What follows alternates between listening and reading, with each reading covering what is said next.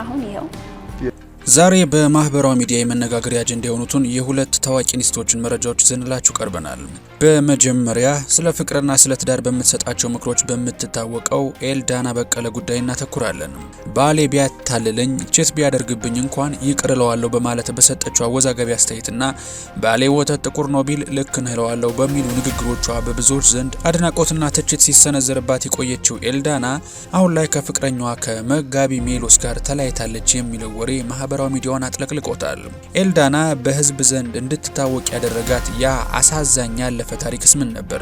አሁንስ የገጠማት ነገር ምንድነው? ሁሉንም ዘርዘር አድርገን እናስደምጣችሁ ነው። በመቀጠልም ወደ ተወዳጇ ተዋናይት ፍናን ህድሩ የደስታ ዜና እናልፋለን። ፍናን ወደ ትዳር ዓለም ለመግባት በምታደርገው ዝግጅት ላይ ትልቁን ድርሻ የያዘውና በታዋቂ እንስቶች ታጅቦ የተከናወነው ደማቁ የገአት ዝግጅት መነጋገሪያ አጀንዳ ሆኗል። ከቅርብ ጓደኛዋ ኑሐሚን መሰረት ጋር ተጣልተዋል የሚለው ወሬ በዝግጅቱ ላይ እንዴት ውድቅ ሊሆን ቻለ? አንጋፋ ተዋናይት ጽዮት አበበን ጨምሮ በዝግጅቱ ላይ የተገኙ ታዋቂ አርቲስቶችስ እነማን ናቸው? በተያያዘም የአርቲስት ፍናን ድግስ ማብዛትና ከሀገሪቱ ወቅታዊ ሁኔታ ጋር በተያያዘ በማህበራዊ ሚዲያ ላይ የተሰነዘሩ ያሉትስ ከበድ ያሉ ትችቶች ምንድን ናቸው? ከኤልዳና መለያየት ጀርባ ካለው እውነት እስከ ፍናን ህድሩ የገአት ድግስ ጀርባ ያሉ አነጋጋሪ ጉዳዮችን ዘርዘር አድርገን እናስደምጣችሁ ነው። እናንተ ብቻ እንደተለመደው ላይክና ሰብስክራይብ የሚሉ ነጭና ቀይ ቀለሞችን መታ ያደረጋችሁ አብራችሁን ጥቂት ዝለቁማ። ስለ ፍቅር ግንኙነትና ስለ ትዳር በምትሰጣቸው አነቃቂ ምክሮች በማህበራዊ ሚዲያ ላይ የምትታወቀው ኤልዳና በቀለ ሰሞኑን የግል ህይወቷን በተመለከተ በኢንተርኔቱ ዓለም ከፍተኛ መነጋገሪያ ሆናለች።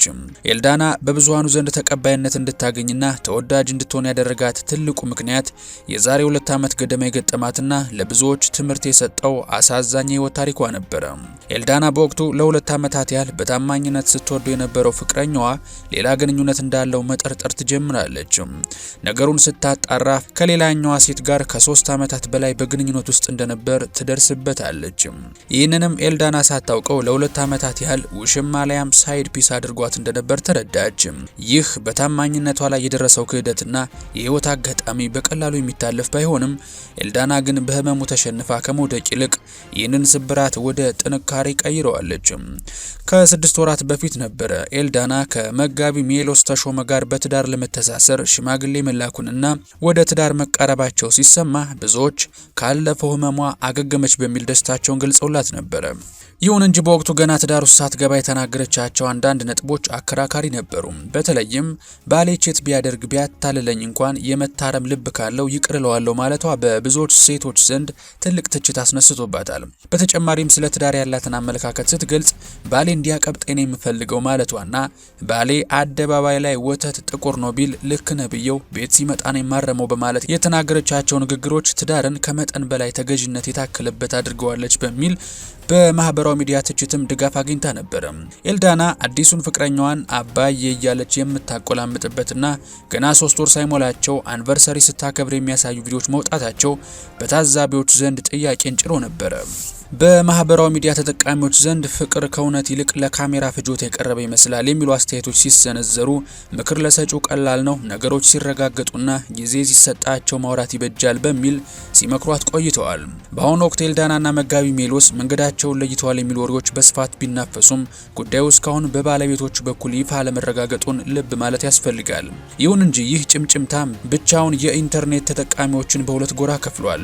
አንደኛው ወገን ትዳር በምክርና በንግግር ብቻ ስለማይቆም መለያየታቸው አይቀሬ ነው በሚል ድምዳሜ ላይ ሲደርስ፣ ሌላኛው ወገን ደግሞ የሰውን ትዳር ማፍረስ የምንመኝ መሆን የለብንም፣ መለያየቷ ባይረጋገጥም በእሷ ላይ መሳለቅ ተገቢ አይደለም በሚል ይሞግቷታል። በእርግጥ በኤልዳና የኢንስታግራም ገጽ ላይ የቀድሞ ጮኛዋ ላይም ሽማግሌ ልኮላት የነበረው የመጋቢ ሜሎስ ፎቶ ከገጿ ተሰርዟል። የኤልዳና ታሪክ አሁንም ድረስ አጀንዳ ሆኖ የቀጠለው የግል ህይወትን በአደባባይ ማውራት ያለውን አዎንታዊና አሉታዊ ጎን ቁልጭ አድርጎ ስለሚያሳይ ነው። አንዳንዶች ኤልዳና የፍቅር ግንኙነትን እጅግ አቅልላና አጋና ስለምታቀርብ ነው ለተቺዎች የተጋለጠችው ሲሉ፣ ሌሎች ደግሞ ያለፈው ባለፈው ታሪኩ ያስተማራት ጥንካሬ አሁንም ለሰዎች ትምህርት ሊሆን ይችላል ይላሉ። ወሬው እውነት ይሁን አይሁን ወደፊት የሚታወቅ ቢሆንም የኤልዳና ቆይታ በማህበራዊ ሚዲያ ላይ በግል ሕይወት ዙሪያ የሚሰጡ ምክሮችና በጋዱ ዓለም ያለው ተጨባጭ ሁኔታ ምን ያህል እንደሚራራቁ ትልቅ የመወያያ ርዕስ ሆኖ አልፏል። ሌላ በተሰማ መረጃ በኢትዮጵያ የፊልምና የድራማ ጥበብ ውስጥ በችሎታዋና በልዩ ውበቷ የብዙዎችን ልብ የገዛችው ተወዳጇ ተዋናይት ፍናን ድሩ በቅርቡ ወደ ትዳር ዓለም ለመግባት የመጨረሻ ዝግጅቷን እያከናወነች ትገኛለች። ይህንን አዲስ የህይወት ምዕራፍ ለመቀበል በምታደርገው ዝግጅት ውስጥ ያከናወነችው የሙሽራ የመሆን ዋዜማ አሊያም ብራይድ ቱ ቢ የገአት ስነ ስርዓት በታዋቂ አርቲስቶች ታጅቦ በታላቅ ድምቀት ተከብሯል። ገአት በተለይ በትግራይና በኤርትራ ባህል ውስጥ ትልቅ ቦታ የሚሰጠው ስነ ስርዓት ነው። በተለምዶ ገአት የሚዘጋጀው ሴት ልጅ በወለደች ወቅት ለጤናዋ መጠናከርና ለኃይል ሰጭነት ቢሆንም በሙሽራነት ዋዜማ ላይ ደግሞ ሌላ ትርጉም አለው። ሙሽሪት ከቤተሰቦቿ ቤት ወጥታ ወደ አዲሱ ትዳሯ ከመግባቷ በፊት የቅርብ ጓደኞቿና ቤተሰቦቿ ተሰብስበው የሚመገቡት የደስታ መገለጫ ምግብ ነው። ገአት ከዱቄት ተቦክቶ በመሃሉ የቅቤና የበርበሬ ኩሬ ተደርጎበት የሚቀርብ ሲሆን አብሮ የመብላትና የአንድነት ምልክት ተደርጎም ይወሰዳል። ፍናንም ይህንን ባህሏን ጠብቃ በደመቀ ሁኔታ ማከናወኗ በብዙዎች ዘንድ አድናቆትን አትርፎላታል። በዚህ እጅግ ውብና ባህላዊ ይዘት በነበረው ዝግጅት ላይ የኢትዮጵያ የጥበብ ዓለም ታዋቂ ፊቶች በሙሉ የታደሙ ይመስል ነበረ። ከነዚህም መካከል ህይወት ካሳ፣ ኑሐሚን መሰረት፣ ማርታ ጎይቶም፣ ሃናን ታሪክ፣ ሊዲያና ሰለሞን፣ አዲስ ዓለም ጌታንና ቀደምትና አንጋፋ ከሚባሉ ተዋናዮች መካከል አንዱ የሆነችው እጽዮት አበበ ይገኙበታል። በተለይ ከቅርብ ጓደኛዋ ኑሐሚን መሰረት ጋር ተጣልተዋል የሚል ጭምጭምታ በማህበራዊ ሚዲያ ላይ ለረጅም ጊዜ ሲናፈስ የነበረ ቢሆንም ኑሐሚን በዝግጅቱ ላይ ተገኝታ ፍናንን በደስታ ስታጅባት መታየቷ ለብዙዎች ትልቅ መነጋገሪያ ሆኗል። ይህም በመካከላቸው የነበረውን ቅሬታ መፈታቱን ወይም ደግሞ ወሬው መሰረተ ቢስ እንደነበር በተግባር ያስመሰከረ ሆኖ አልፏል። ይሁን እንጂ የፍናን ድሩ የደስታ ቀን በጭብጨባ ብቻ የታጀበ አልነበረም። በማህበራዊ ሚዲያ ላይ የተለያዩ ትችቶችም እየተሰነዘሩ ይገኛሉ። ዋናው ቅሬታ የቀረበው ከወቅታዊው የሀገሪቱ ሁኔታ ጋር በተያያዘ ነው። አንዳንድ ታዛቢዎች በትግራይ ክልል በርካታ ወገኖች በከፋ ራብ ውስጥ እየተሰቃዩ ባሉበት በዚህ ወቅት እንዲህ ያለ እጅግ የተጋነንና ደጋግሞ ድግስ ማብዛት ተገቢ አይደለም በሚል ድርጊቷን ነቅፈዋል። በተጨማሪም ፍናን ወደ ትዳር ለመግባት በምታደርገው ሂደት ውስጥ የተለያዩ የቅድመ ጋብቻ ስነ ስርዓቶችን በተከታታይ በማከናወኗ በሁለት ወር ውስጥ ይሄ ሁሉ ድግስ በዛ የሚሉ ድምጾች ተሰምተዋል። ምንም እንኳን እነዚህ ትችቶች ቢኖሩም የፍናን ደጋፊዎች ግን ማንም ሰው በህይወቱ አንድ ጊዜ የሚመጣን ደስታ የመጨረሻውን ያህል የማክበር መብት አለው በሚል አቋም በመቆም ለተወዳጇ ተዋናይት መልካም የትዳር ዘመንን እየተመኙላት ይገኛሉ። የምንወዳችሁ የቻናላችን ቤተሰቦች ለዛሬ ያዘጋጅንላችሁ መረጃዎች እነዚህን ይመስሉ ነበር።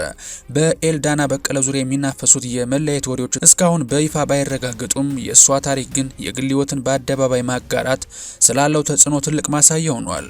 አንዳንዶች ስለ ትዳር የሰጠቻቸውን ምክሮች ሲተቹ፣ ሌሎች ደግሞ ካለፈው ታሪኩ አንጻር አጋርነታቸውን እየገለጹ ይገኛሉ። በሌላ በኩል የተዋናይት ፍናን ድሩ የሰርጓ ዜማ ዝግጅቶች በደመቀ ሁኔታ ቀጥለዋል። በገአት ስነ ስርዓት ላይ የታዩ ጓደኝነት ትስስሮች አድናቆትን ቢያተርፉም ድግስ ማብዛቷ ግን ከሀገሪቱ ወቅታዊ ሁኔታ አንጻር የተለያዩ ትችቶችን እያስነሳ ይገኛል። የምንወዳቸው የኢትዮ ቱሪዝም ቤተሰቦች እናንተስ በእነዚህ ጉዳዮች ላይ ያላችሁ መልከታ ምንድን ነው? የኤልዳናን አከራካሪ ንግግሮችና የቀድሞ ጮኛዋን ከሶሻል ሚዲያ ላይ መሰረዟን እንዴት ታዩታላችሁ? ሀሳባችሁን በኮሜንት ላይ አጋሩን። ቪዲዮውን እንደወደዳችሁት ስለማንጠራጠር ይህን ቪዲዮ ላይክ ማድረጋችሁንና ለተጨማሪ መረጃዎች ደግሞ ኢትዮ ቱሪዝም ሰብስክራይብ ማድረጋችሁን አትርሱ እያልን በቀጣይ በተሻለ ቪዲዮ እስከምንገናኝ ሰላማችሁ ብዝት ይበልልኝ። ቸር ቆዩልኝ።